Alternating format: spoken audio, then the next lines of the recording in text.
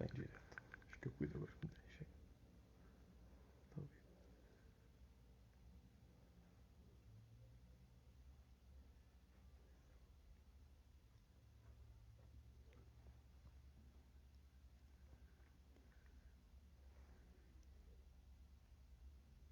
Vai aquecendo. Chamem seus amigos, seus contatos para participarem também, aproveitar esse momento. Aí, Rosana, que bom que tu está aqui. Prazer te ver, doutora Rosana. Parabéns de novo. Que bom. O André já está chegando, já está chegando. Wallace, como vai? É Wallace teu nome? É, o Mário, que eu já dei. Oi, a Rosana. Boa noite a todos. Vão falando, gente, se vocês estão ouvindo bem, se estão vendo bem. Tô chamando aqui o André.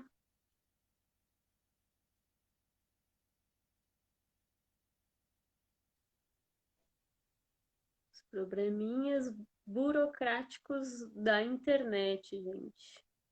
Enquanto eu estava justamente falando nisso, enquanto o André está tentando se conectar aqui com a gente.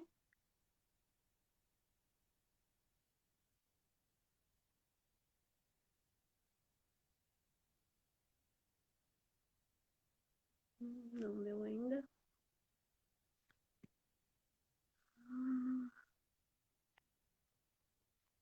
Como vocês estão, gente? De onde vocês estão falando? Como é que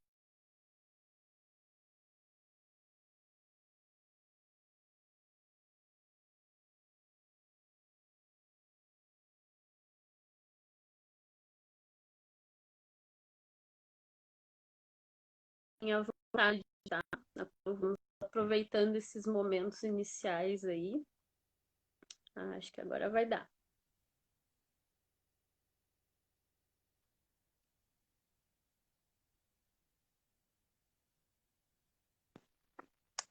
Vamos ver. Aê, agora deu. Olá, tudo bem? Olá, tudo bem, André? Prazer em te rever de Tu- novo.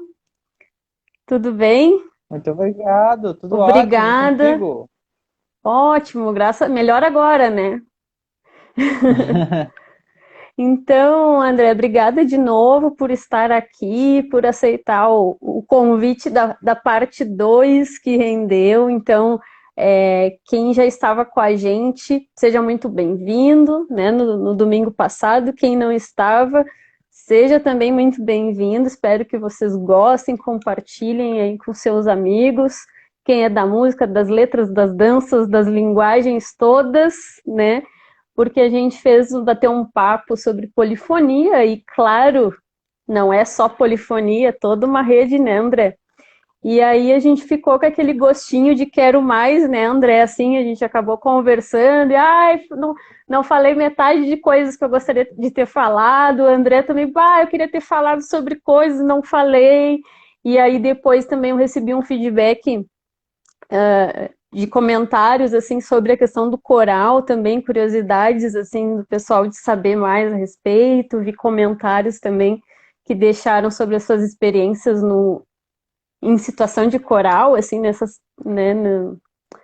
nessa parte da música propriamente falando, que o André tem essa propriedade para trazer para nós essa experiência. Então, a ideia é justamente a gente dar essa sequência, deixar fluir mesmo, tá? Quem quiser se sentir tocado aí, literalmente, pode fazer perguntas, deixar seus comentários.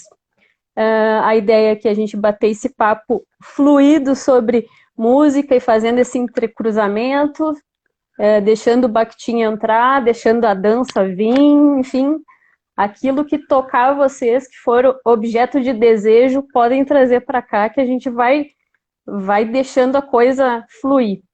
Certo, gente?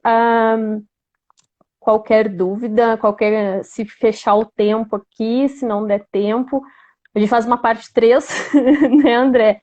Mas assim, vamos aproveitar bem, vamos,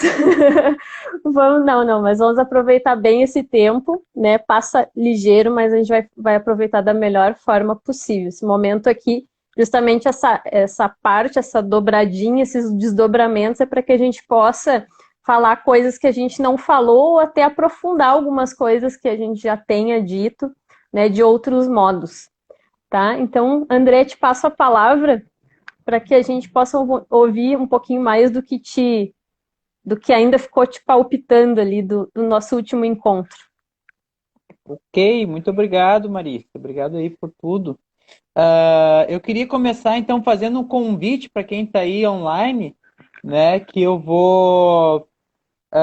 estou com alguns projetos de coral virtual, né, no momento eu estou com 3 corais virtuais, né, então quem quiser participar, né, tá assim, eu sempre quis participar de um coral, mas estou em isolamento, estou em quarentena, não posso sair de casa. Não, você pode cantar no coral sem sair de casa, pode ficar dentro de casa e cantar no coral, que a gente está fazendo os corais virtuais agora, tudo dentro de casa, fica na santa paz da sua casa, ensaia em casa e envia o videozinho ali pra gente, a gente faz um projeto bem legal, ok?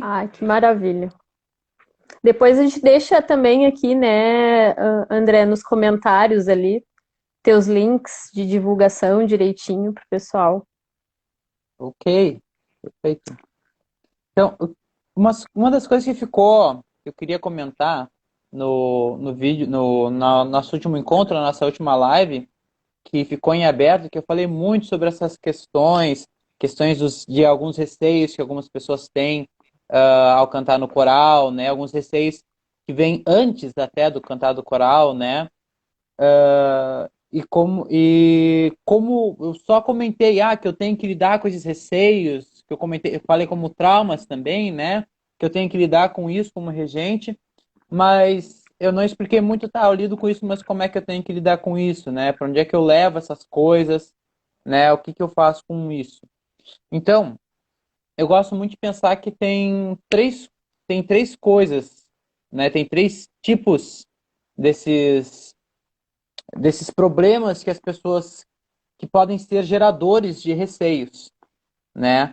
Tem primeiramente condições, né? Algumas pessoas têm algumas condições, são condições, algumas são mutáveis, são condições que a gente pode resolver no coral, a gente pode resolver no canto, ou o canto ele serve como terapia, que mais para frente isso pode ser resolvido com alguma outra questão, se for uma questão clínica, se for uma questão psicológica, né? E tem algumas outras condições que elas são imutáveis, né? Que isso já é inerente ao próprio ser, ao próprio cantor que está lá, ou então algum trauma, digamos assim, algum trauma físico ou psicológico que ele sofreu que não dá mais para mudar. A gente pode apenas utilizar o do canto coral como um processo terapêutico também, que não vai levar à cura, mas vai levar a uma terapia, algo que vai auxiliar, né?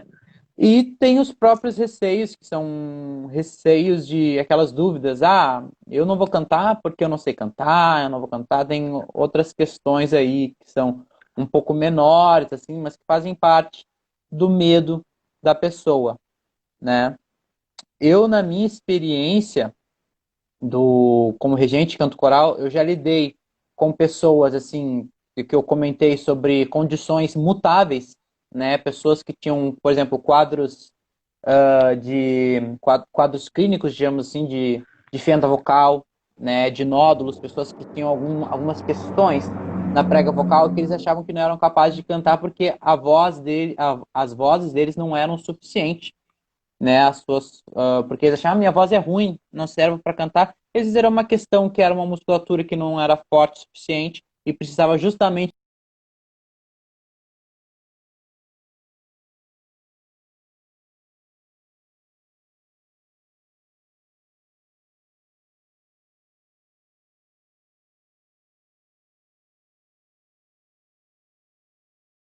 Gente, som se você Alô? segue. Oi. Alô? Oi, voltou? Agora voltou. Voltou. Para mim deu uma congeladinha, mas agora tá tudo bem. Gente, vão dando esse feedback para nós também, né? Quando vai dando um probleminha no som, na imagem, qualquer coisa, tá? Pode seguir, André. Eu acho que tá ok. Onde é que foi que eu congelei? Ai, deixa eu me situar agora, porque eu fiquei prestando atenção na tua imagem. É, ai, Eu gente. estava falando no momento sobre condições mutáveis, De sobre como questões isso, físicas, né? de como tu Sobre o que trabalha é essa questão na tua prática, né? Para onde tu isso. leva essa. Isso, tá. Isso, Oi, que André. acontece? Tem muitas vezes, quando a gente vai começar um canto coral, alguns alunos chegam no canto coral, ou se for canto, se for técnico, tudo que eu vou falar está relacionado tanto quanto canto coral, quanto estudo de técnica. Normalmente, eu estou falando mais da minha experiência de canto coral, mas também acontece às vezes em aulas individuais de técnica vocal, né? Alunos que vêm com algumas condições que eles acreditam que a voz deles não é suficiente, né, por questões físicas, como eles possuem algum nódulo que eles não sabem que é um nódulo, eles possuem uma prega vocal, óbvio que possuem uma prega vocal, eles possuem uma fenda vocal, que eles não sabem que é uma fenda, eles possuem uma musculatura que por um mau uso, uma adaptação inadequada da voz, acaba sendo um músculo que fica um pouco mais fraquinho, precisa ser fortalecido, né? Então tem várias questões aí que o canto coral resolve. O canto coral muitas vezes ele vai resolver essas questões que estão relacionadas direto com a laringe, né? Ele é uma terapia, ele é um processo e em alguns casos ele resolve. Já aconteceu muitas vezes de alunos meus resolverem questões apenas cantando, tá? Mas em seu grande foco pensando como terapia, né? Já lidei também com alunos em coral com condições imutáveis. O canto coral ele serviu muito como terapia para eles, mas eram alunos que tinham condições imutáveis. O canto coral não ia resolver, mas auxiliava muito. Que eram alunos, por exemplo, que tinham esquizofrênicos, autistas que possuem síndrome de pânico, estresse pós-traumático, tentando me lembrar mais de alguma coisa aqui, mas, enfim, alunos com essas condições, que são condições psicológicas mais fortes, né? E eu não. O canto coral auxiliou muito eles. E é muito bacana, porque muitas vezes a gente lida com esses alunos que têm essas questões psicológicas mais pesadas, assim. A gente muitas vezes só de escutar, a gente já começa a lidar com um certo preconceito, né? E quando a gente vê dentro do canto coral, esses alunos, na verdade, eles não têm nenhuma diferença dos outros. São alunos perfeitamente capazes, são alunos agregadores, né? São alunos que com a sua voz agregam ao som do coral, são alunos que possuem um grande potencial. E eu acredito em um grande potencial e alguns já têm a sua própria potência, né? Eles já saíram do potencial e já estão realmente agindo e criando coisas bem interessantes junto com a gente lá. Uhum. E o que é o mais bacana disso tudo, né? É que eu falar, estou falando aqui para ti, esses alunos são agregadores, eles estão agregando ao coral. Alguns, eles não têm essa noção de que eles são agregadores, né? Mas só de tentar passar essa ideia, falar para eles, vocês estão agregando, vocês são importantes para o coral, muitas vezes já auxilia. Não só para esses alunos que têm essas condições mutáveis, mas para alunos que também possuem receios, possuem as suas inseguranças, né? O coral ele é agregador. Ele é agregador e as pessoas que estão no coral, elas agregam também. Então, a gente tem muito essa relação.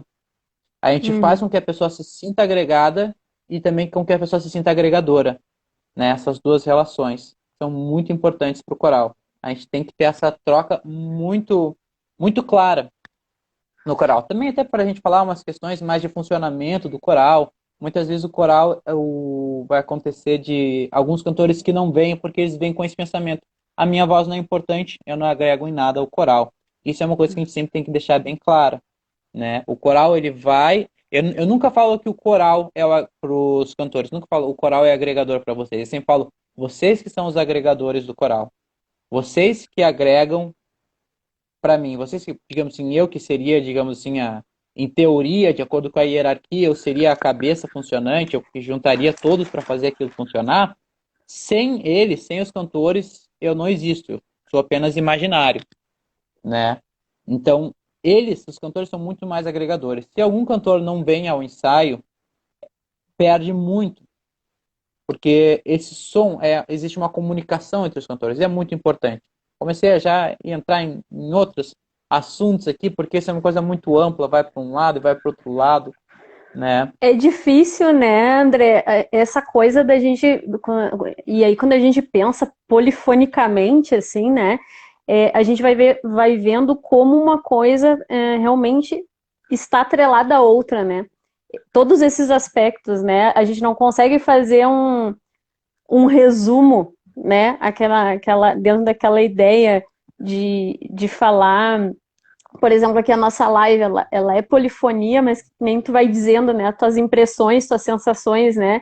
Vai puxando tanta coisa e da vida que tá pulsando, né? Que não é algo ali, não é o que te move, não é propriamente o conceito lá da música. O que te move é esse esse valor que tu tá imprimindo através das relações que se dão através da tua prática, né? E isso que é o bacana, é partir da própria vida, né? A vida que nos apaixona, né? Que nos toca de modo especial, né? Aí a gente vai ver que por acaso existe um conceito lá que vai dar voz para essas pulsões nossas, né? Claro, agora eu estou usando o termo psicológico aqui, mas é para falar disso, desse sentimento, né? E a gente estava na outra live, naquela primeira parte, vamos nomear assim, né? Falando justamente disso, né? Para quem é bakhtiniano aí gosta dessa discussão bakhtiniana, é justamente isso, a força, né, desse coral, André, que tu fala, né? Desse trabalho que acontecendo na coletividade ganha uma maior expressividade, um maior potencial, né? Essa força, essa estruturação que vai se dando, né? Na autoconfiança de cada um, né? Essas subjetividades, né? Esse desenvolvimento de alteridade, e aí é que entra essa questão que tu ia me falando, a gente já falou sobre isso, mas vai acabar retomando aqui assuntos, né? Tá tudo ligado. Quando tu dizia se às vezes a pessoa não se acha capaz, né? Então são as vozes, são as diversas vozes que habitam dentro dela, né? Então, às vezes ela quer fazer alguma coisa, ela tem aquela motivação para agir, para cantar, ela deseja, mas dentro dela mesmo, né? Dentro de um próprio eu, existem várias outras vozes minando ali essa autoconfiança, né? E aí, se a gente pensa aqui no Bakhtin, né? Tem as forças centrípetas e centrífugas, né? Que vão falar justamente disso, essa tendência que a gente tem do centralizar, do impor uma centralização, né, de uma voz lá que vai nos levando às vezes para movimentos contraditórios, né? Aí as dissonâncias, né, o contraponto, né, que tu vinha falando, né? Até acho que é legal a gente retomar essas palavras-chave, assim, né? Esse contraponto, essa dissonância, essas muitas vozes que se encontram e na verdade, todas elas têm valor, né? A questão ideológica, as valorações. Sim, eu acho muito bacana e tem vários níveis, tem vários níveis de, digamos, não sei se a palavra mais correta para falar seria receios, mas existem diversos passos eu não sei, eu não tenho muito empoderamento para falar sobre essas questões mais psicológicas, né? Mas nós temos vários caminhos dentro da escada, digamos assim, da hierarquia de pensamento de cada pessoa no coral, né? E isso é muito importante, porque cada pessoa que está mais acima na escadinha vai puxando um pouquinho as pessoas que estão mais abaixo na escada, né? A gente tem aquelas pessoas que são aquelas elas estão no coral meio que obrigadas, né? A gente tem esse exemplo, assim, eu não quero cantar. Daí a pessoa, mas por que tu não quer cantar? Eu já tive esse exemplo. Tinha uma pessoa que foi pro coral, uma primeira experiência minha num coral luterano, e eu fui lá, regei e tal, e daí cheguei por uma cantora e falei, vamos fazer isso aqui, não por uma cantora, pro coral em geral, né? Falei pro coral, já vamos fazer dessa forma, dessa forma. E chegou uma cantora, por que eu vou fazer isso? Isso é ridículo, né? Eu vou ficar aqui pagando papel de palhaça, né? E essa é uma pessoa que ela estava num estado quase mais, um dos estados mais baixos ali da escada, né? Que é aquele eu não vou fazer isso, eu não quero fazer isso e blá blá blá. Não quero, para mim isso não funciona, isso eu não quero fazer. Daí a gente pergunta, por que tu não quer fazer? Né? Eu pergunto, por que tu não quer fazer isso? É porque eu não consigo. Ah, tá. Hum, Então a gente subiu um pouquinho na hum, escada. No momento que a gente para pensar que não é que a gente não quer fazer, é porque a gente não consegue, daí a gente vai subindo um pouquinho mais escada. Daí eu pergunto, ok, tu não consegue fazer isso. Tu quer fazer isso? Se ela tá lá no grupo, ela já quer fazer. Então a gente vai pouquinho a pouquinho subindo as escadinhas, daí sair, eu quero fazer, tá? Como é que eu vou fazer? Blá blá blá blá blá. E subindo até chegar no finalmente eu consegui fazer. E não só no chegar, sim, eu consegui fazer, mas também ter a consciência de que eu sou capaz de fazer e de que eu faço isso bem. Porque a gente pode chegar no ponto de conseguir fazer e se enxergar, na minha opinião, saber que eu consegui fazer, é se apresentar na frente de uma plateia. Chegar ali, uhum, passar por todos esses passos e chegar ali e cantar na frente de todo mundo. Seja num grupo ou seja sozinho, né? E daí depois vai ter várias consciências em que esses pensamentos vão refletir. Tá, mas eu estou cantando bem? Será que eu canto bem o suficiente?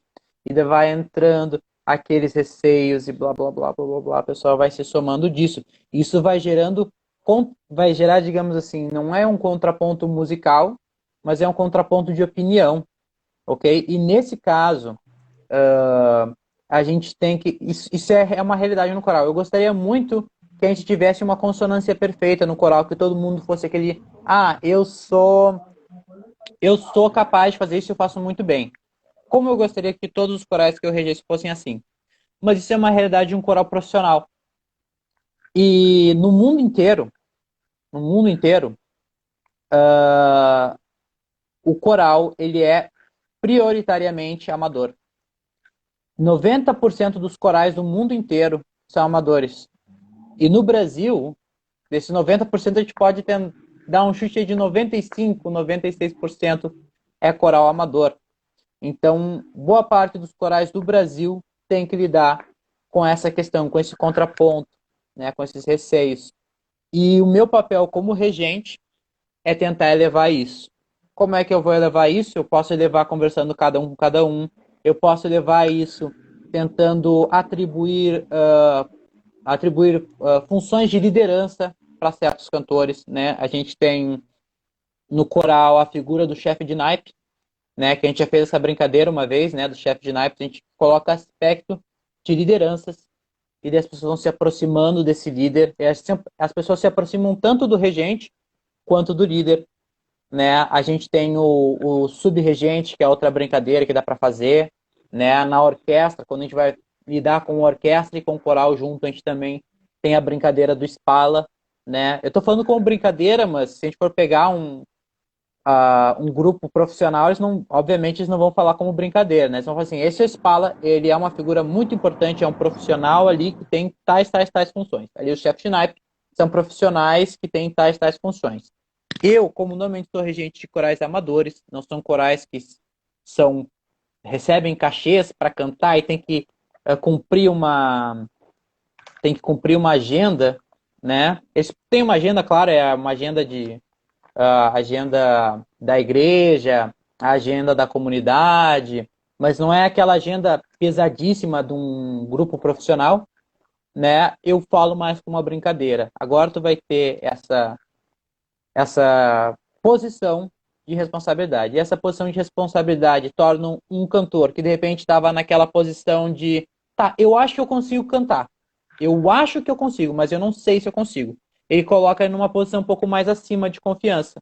E com isso, ele tendo essa intenção, faltou a palavra, ele tem esse sentimento de mais confiança, de que ele está num passo mais acima nessa escadinha da confiança, que eu gosto de chamar, hum. ele consegue puxar os seus outros coleguinhas um pouco mais para cima, né? Então, basicamente é isso que eu trabalho quando a gente fala nessa ideia aí, né, nesses receios. Sim, e fiquei curiosa de saber quem está assistindo, se já participou de coral, se já teve essa experiência, quem está aí também para contar para a gente como é que foi, se isso que o André está trazendo para a gente está fazendo um sentido. Como é que foi assim a sua experiência? Para a gente é bem rico saber, ter esse feedback também de vocês que estão aí escutando, né, André? E eu vou dar o meu relato, né? Eu participei pela primeira vez de um teatro musical dirigido pelo Juliano Rabelo, maravilhoso trabalho, Romeu e Julieta, foi uma versão que trouxe samba, né? Então foi bem interessante já pela própria proposta, e o André nos acompanhou, então, regendo ali, né, o nosso coro, e foi tão rico, né, André, porque tinha muitos momentos que a gente justamente refletia muito sobre isso, né, nos intervalos das aulas, ou mesmo no final das aulas, que a gente podia ter essa troca, né, do quanto realmente o fato da gente estar ali colocando a nossa voz para fora, como isso impacta totalmente na nossa vida, né? É algo que mexe muito, assim. Às vezes, nos detalhes, né? A gente vai ali, começa a cantar, a tua voz não sai, e a gente acha que está saindo, e ela não está saindo. Então, a visão que a gente tem, né? Porque uma que a gente, não sei, tu que pode me responder melhor, né, André? Eu não sei vocês, mas eu, quando escuto a minha voz, eu acho ela horrorosa. Eu não suporto escutar a minha voz. Então, eu tenho muita dificuldade, até assim, de rever trabalhos meus, coisas minhas, porque eu detesto a minha voz. E eu acho que é uma sensação bem comum, né, André? E isso, se tratando de Bakhtin, eu também acho que é uma relação que a gente pode fazer. Por exemplo, Bakhtin vai dizer, tem o eu para mim e o eu para o outro para mim. Então, essas diferentes posições, esses diferentes lugares de fala, né? Porque a todo momento a gente está se revezando, né? Esse comunicar é um jogo, né? E quando a gente está ali cantando, a gente está fazendo parte desse jogo de uma forma renovada, né? Então, naquele momento, eu tô me colocando de uma certa maneira, e o outro está tendo uma recepção do que eu tô entoando ali, né? E muitas vezes a minha imagem de mim mesmo não coincide com essa recepção, né? Não sei, André, se tu pode falar um pouquinho sobre isso. Acho que tu vai ter bastante coisas para Somos dois, trazer. né? Somos dois. Eu também odeio ouvir minha voz gravada. Coitada da minha esposa. A Então, gente tá um tempão assim tentando gravar umas músicas assim e eu não consigo finalizar nunca porque eu não gosto de me ouvir cantando assim. Eu sou um cara perfeccionista assim, enquanto não tiver assim do jeito que eu quero, eu não vou postar, né? Isso é uma coisa muito interessante que tu comentou aí, né, do o nosso eu, ou pra gente, ou pro outro, né? E isso é muito bacana porque a gente tem na música, não na música, na nossa vida, na nossa fisiologia, né? A gente tem, é muito bacana porque o canto, diferente dos outros estudos de instrumento, a gente não lida apenas com a teoria musical, com a questão de acertar notas, a gente lida também com a nossa biologia, a gente lida com a nossa fisiologia e por que não a gente também não lida com a nossa psicologia? Tem até uma área de conhecimento de estudo musical que é o que a gente chama de psicoacústica, que é como a gente existe a acústica, que é um estudo físico, né? E existe a psicoacústica, que é como esse fenômeno físico é traduzido pela nossa mente. Então, às vezes, a gente escuta coisas que não existem. Isso é muito bacana, é muito interessante, porque a gente cria coisas, a gente é capaz de escutar coisas que na realidade não existem. São os então, fantasmas, né? São os subarmônicos. aquela parte em que a gente faz a voz passiva quando não é o momento, são coisas que não existem, na verdade.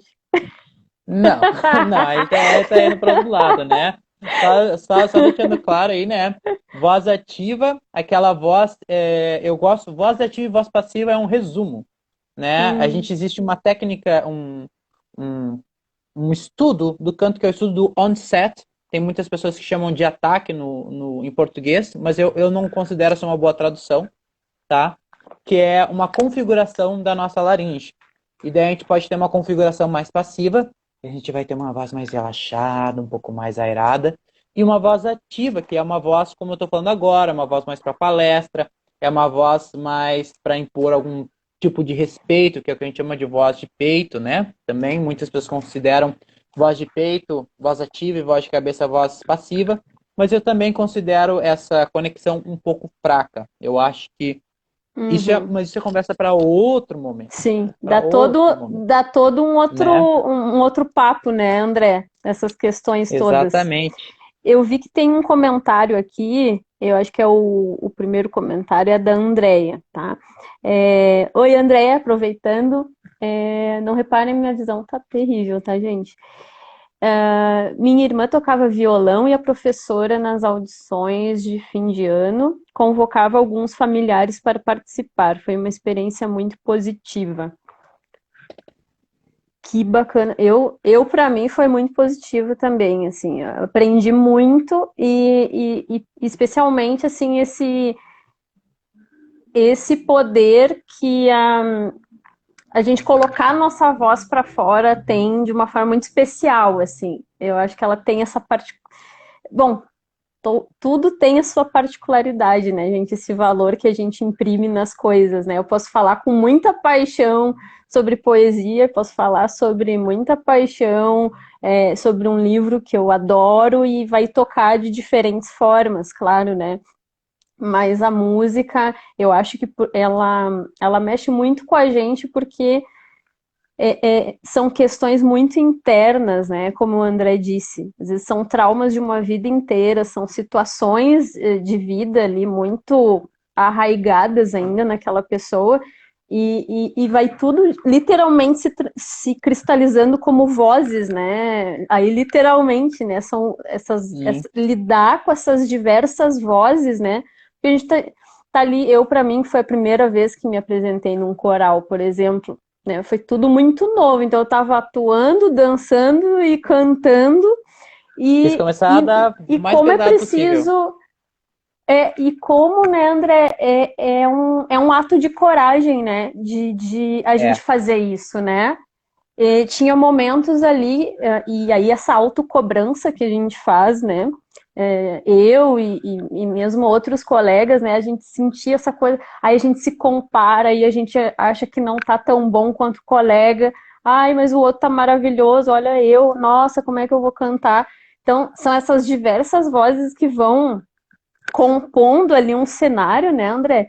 Se a pessoa não souber, e eu acho que aí tu pode, é uma curiosidade minha, porque tu é uma pessoa que trabalha com isso, tem propriedade para trazer essas informações, a importância de ter alguém como tu que faz esse intercâmbio, esse olhar com essa questão psicológica, né? Porque deve ser um desafio lidar com essas questões, né? De vir isso, né? Acredito que não seja uma unanimidade esse olhar, é uma sensibilidade do teu trabalho, né? Então, assim, de trazer esse olhar humano, né? De ver, aí a gente pensando em Bakhtin, né, pessoal, assim, não olhar as coisas como fragmentadas, né? Ver, saber estabelecer esse diálogo, né? Não é só ir lá e cantar. O que envolve todo esse corpo aí, né? Quais são essas vozes aí que entram nesse jogo, nesse embate, que é uma tensão, né? E que está formando esse corpo ali que vai surgir, né? Que muitas vezes nem a gente sabe que está surgindo isso, né? E o quanto há de superação nisso. Se tu pudesse falar um pouquinho sobre isso, o que tu percebe nos teus alunos, né? Essa superação, porque é assim que a gente se sente, né? A gente tem um momento lá que a gente se cobra tudo, mas quando a gente se permite curtir aquilo, né? E ingressar naquele mundo, eu me lembro que tu falava assim, Marícia, é o teu momento, aproveita, né? Para todos nós, né? Chega uma hora que é curtir, que é deixar fluir. E a gente tem essa tendência, de novo ali, centralizadora, o controle, né? E claro, né, essas vozes, elas não são aleatórias, né? Todo um imaginário, um social, um cultural que vai estar ali junto, atuando. Fala um pouquinho, se tu puder, André, pra gente Eu sobre. vou. Essa questão, isso é muito importante. Sempre gosto de reforçar isso com os meus alunos. Eu gosto de fazer aqueles momentos. O Juliano também gosta de fazer o famoso, não sei se dá para falar, porque é meio que uma palavrinha um pouquinho feia, né? Mas fazer aquele momento que é um momento de motivação, de troca de energia, que é um momento muito importante de falar, de não só falar, mas também de colocar dentro da mente do aluno naquele momento, que é o momento dele, é o momento dele soltar, é o momento dele aproveitar, que o que tinha para consertar, esse momento já passou, porque a gente tem que reforçar muito isso. Eu, principalmente, reforço isso muito com os meus alunos, porque isso é muito difícil. Esse é um trabalho muito difícil, um trabalho de se permitir é um trabalho muito difícil. Muita gente tem muita dificuldade com isso, eu tenho dificuldade com isso, né? É um trabalho muito complicado, né? De tu deixar de se cobrar, porque durante toda a preparação no espetáculo tu está se cobrando. Todo momento que tu se prepara para apresentar, desde o início, digamos, a apresentação é daqui a 4 meses. Eu tenho que começar a montar um repertório. Eu tenho que começar a montar um repertório que eu quero cumprir a expectativa do meu público. Então, desde o momento, principalmente quando é um espetáculo muito longo, o espetáculo vai durar, que são 4 meses de preparação. O meu Julieta acho que teve uns 9 meses de preparação, se eu não me engano. Foi uma preparação bem longa. Então, ela não é só uma preparação em que tu vai criando e desenvolvendo a sua arte, a sua prática, né, a sua performance, mas também é um momento que tu vai desenvolvendo a tua cobrança, tu vai aumentando a tua cobrança, tu vai construindo a tua cobrança. Então, é um momento muito difícil. E o mais importante é a gente sempre ter essa noção, e eu repito isso é muito difícil. Muitas pessoas têm muita dificuldade com essa questão. Eu posso até retomar um pouco essa questão da gente não gostar da nossa voz, isso está muito relacionado também com essa construção de... Acabei de falar a palavra, com a construção do... Ai, meu Deus, qual é a palavra que a gente estava usando agora? Não tá me vindo, André. A construção da Se cobrança. alguém souber, É uma fala aí. palavra tão fácil. Sim, mas Fácil, sim, né? nesse sentido. Né? A construção da nossa cobrança. E a apresentação, ela tem que ser muito importante. Isso tem que estar bem claro. Eu estou falando isso tanto, me repetindo tanto nisso, porque é uma questão muito delicada e muito importante quando a gente vai se apresentar. Porque o momento que tu se apresenta, tu tem que pegar toda essa cobrança que tu construiu e tu tem que liberá-la. Tu não pode permitir que esta cobrança te acompanhe para os próximos eventos, para as próximas construções, para as próximas performances. Você tem que se permitir com que toda a construção que tu faça seja demonstrada na apresentação e que, em especial, a construção acabei de falar, das suas... Cobranças, Tô com problema com essa palavra?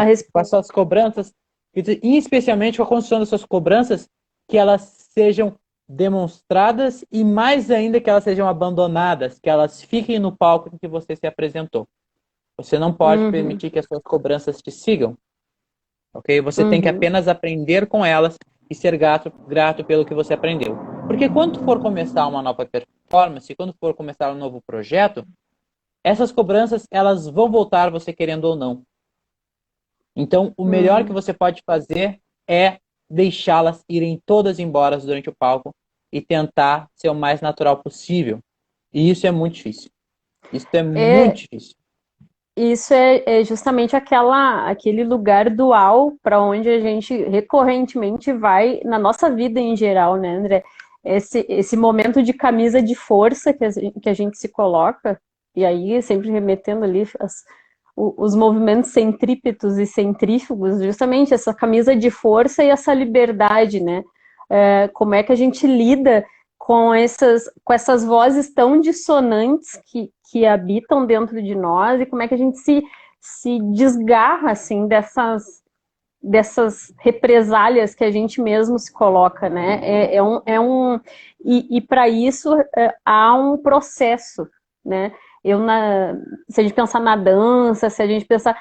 Existe também, eu acho, André, muito esse olhar imediatista para as relações, né? A gente quer tudo muito rápido, a gente pensa na apresentação, lá no produto final, e tem que ter tempo para maturar, né?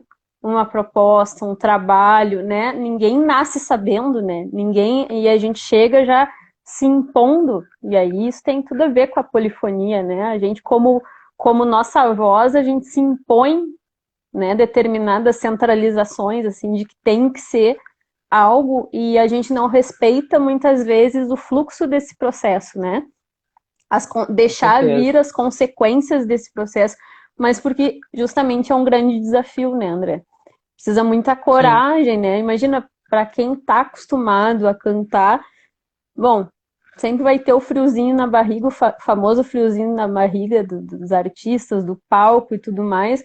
Imagina para quem está se experimentando, né, nesse lugar de fala, que, como eu, por exemplo, que nunca tinha dançado, cantado e atuado junto, né? Precisa ter muita coragem, porque tu vai lá, tu tá dando, entre aspas, tua cara a tapa, né? Chega um momento que tu, ok, ruim, se tá ruim, se pra mim tá, não tá, eu tô aqui vivendo, né? E me permitindo me tocar, né? E ter esse olhar mútuo, né? Com quem tá me assistindo, com quem tá dialogando ali comigo, né? E isso também me remete para aquilo que tu falou, né? Que tu disse, como regente, tu une essas vozes, né, no coral, mas também tem essa questão de perceber as particularidades, né? Que para Bakhtin também é super importante, né? São as partes, mas para essa compreensão de um todo, né? E quais são as particularidades que tornam cada um especial, né? Essa subjetividade que a gente vai ver justamente através dessa dinamicidade, dessa heterogeneidade que está na linguagem, está em tudo que toca as relações humanas, né? Então, não sei se tu quer falar alguma coisinha sobre isso. Acho que a gente tem tempinho ainda, né? Estou controlando aqui. Eu não sei quanto tempo que a gente tem aí, porque tentando num assunto que para mim é um assunto muito delicado. 15 minutinhos nós temos. Tá ótimo, dá para falar bastante. Não vou falar 15 minutos, obviamente. Não, mas, fica tranquilo. Tem uma coisa que eu não sei por que a gente construiu.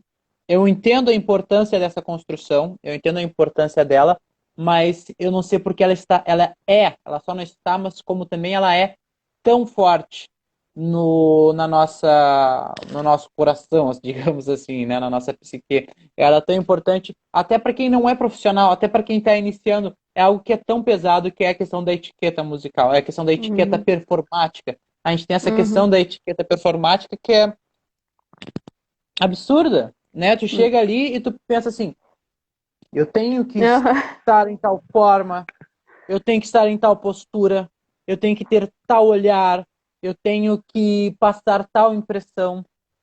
E muitas vezes, claro, aqui a gente está usando muito o exemplo do musical. O musical, na minha concepção, é um dos ápices dessa questão da etiqueta, porque a gente tem que lidar com atuação, com música, com dança. Então, são muitas coisas novas que geram muitas inseguranças, mas falando um pouco de uma apresentação um pouco mais simples, que a gente pensa apenas num aspecto, que é o aspecto musical, né? Muitas vezes a gente vai se apresentar e a gente entra com essa noção da etiqueta muito forte na gente e a gente não se permite aproveitar. Quando muitas vezes a gente vai fazer a mesma coisa, olha só que loucura, muitas vezes a gente vai fazer a mesma coisa, exatamente a mesma apresentação numa roda com amigos e muitas vezes amigos de amigos que a gente nem conhece e a gente vai ter uma performance muito melhor porque ali a gente não está em cima de um palco com pessoas sentadinhas te observando, meio que simulando uma etiqueta. Né? Então, no momento que a gente se livra dessa etiqueta, e isso é o mais interessante, porque é o que a gente mais gosta de ver, é o que a gente mais gosta de ouvir, é alguém que, digamos assim, é ele mesmo em cima de um palco, né? Que não está se importando tanto com essas etiquetas. Então, essa questão para mim, que tu fala, esses medos e inseguranças, estão muito relacionados com uma etiqueta que a gente construiu, de que tem que ter certo respeito ao público.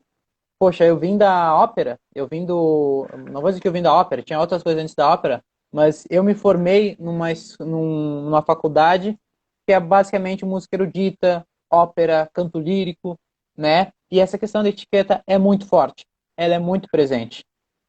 E eu percebi que os melhores cantores, assim, não vou dizer os melhores cantores, mas os cantores que eu mais gostava de escutar, os que eu tinha mais prazer de ouvir na faculdade, eram aqueles que pareciam que estavam muito à vontade no palco, que não tinha nenhuma preocupação com etiqueta, que não vinham com aquela postura assim, tinha que fazer tal negócio com a mão, estavam muito relaxados com isso, né? Então, a gente tem que tentar buscar esse sentimento, que é o sentimento de quando a gente está com um monte de amigos, né, se divertindo, né? A gente, tô me divertindo, tô legal, gente, vou tocar uma música para vocês aqui. Não, não precisa formalizar, a gente não formaliza quando a gente vai tocar uma música. A gente só pega o violão, senta, às vezes as pessoas param para ouvir, às vezes elas não param, elas continuam, tu vai lá e toca e as pessoas se divertem contigo, entendeu? Então Uhum. isso é uma coisa que a gente sempre tem que tentar trazer para o palco, entendeu? Não se prender tanto à etiqueta.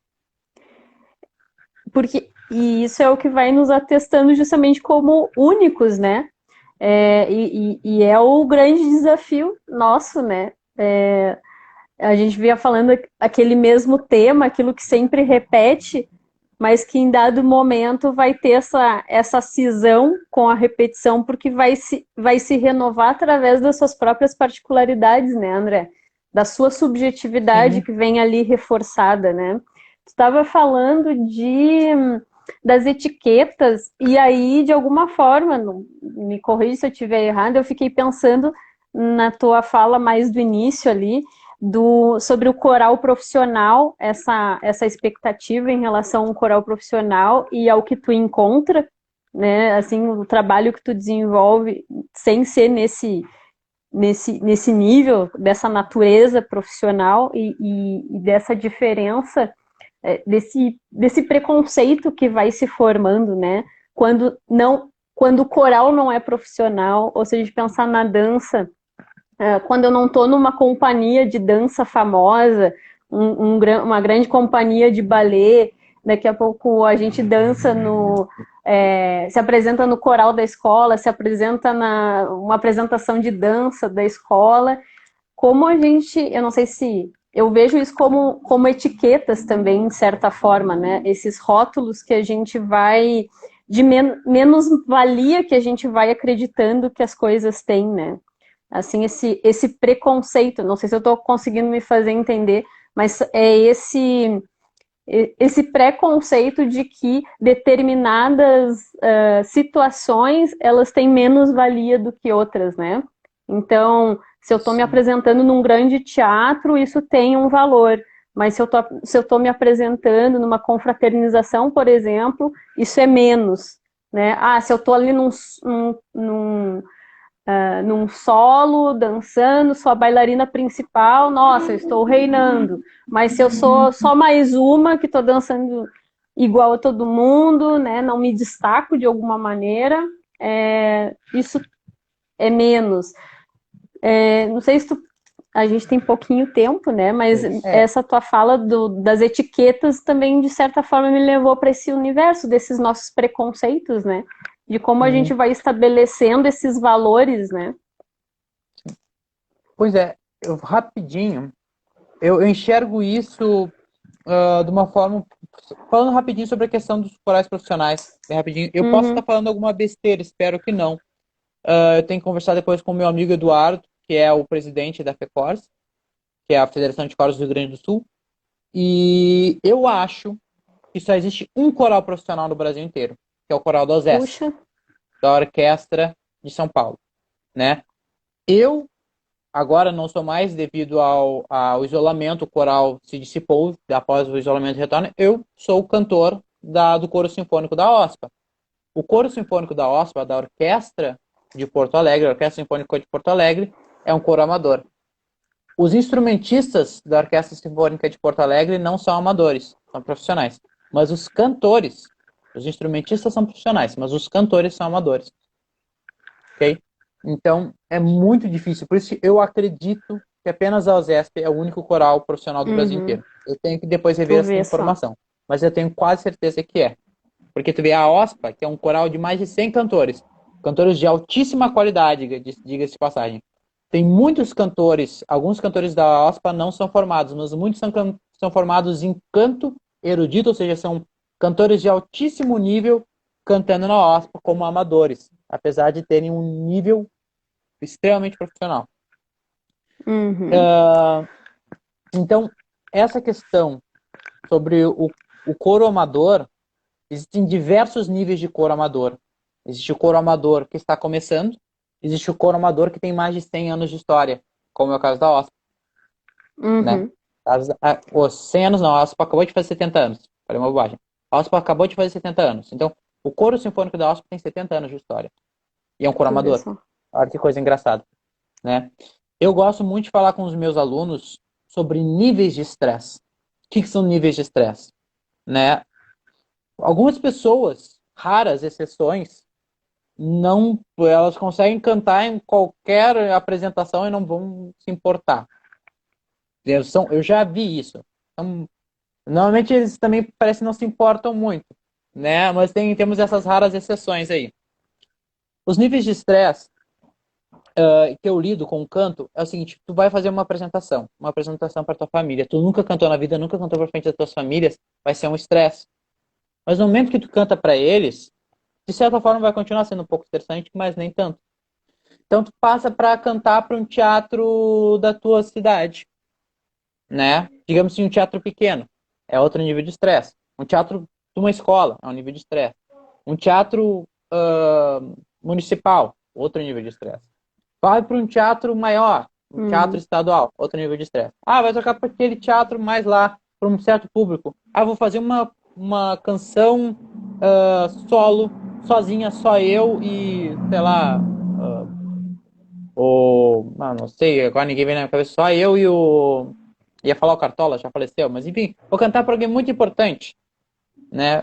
Só eu vou fazer uma apresentação solo para uma pessoa extremamente importante. É outro nível de estresse. Então a gente vai se colocando em diversos níveis de estresse. E o mais importante é a gente entender que no momento que a gente chega no nível de estresse, quando a gente vai voltar para os outros, a gente se sente muito mais confortável. Então, estar em prática, manter a apresentação, se manter fazendo algo é muito importante. Então, se tu faz uma apresentação aqui e depois tu vai fazer uma apresentação depois de 6 meses, tu vai continuar tendo um nível de estresse altíssimo, uma grande preocupação para se apresentar. Se tu faz uma apresentação por mês, opa, tu já está começando a se sentir mais relaxado. Tem pessoas que fazem apresentações todos os dias. Tem pessoas que fazem 3 apresentações por dia, né? E eles estão super tranquilos com o seu nível de estresse. Tem pessoas que vão se apresentar todos os dias com muitas pessoas juntos, sendo que eles não são os principais. Então os holofotes não estão nele. Então ele tem um nível de estresse. Tem, de repente, essa mesma pessoa está relaxada em se apresentar para 1.000 pessoas, vai se apresentar para umas 15 pessoas, só que daí é o momento dele cantar sozinho. E ele nunca fez isso. É outro nível de estresse. Então a gente tem que saber, a gente tem que entender, a gente tem que perceber a existência disso. Existe estresse em fazer algumas coisas, em se apresentar, em se expor, é uma exposição. A gente tem que perceber que a gente tem esses níveis de estresse em se expor.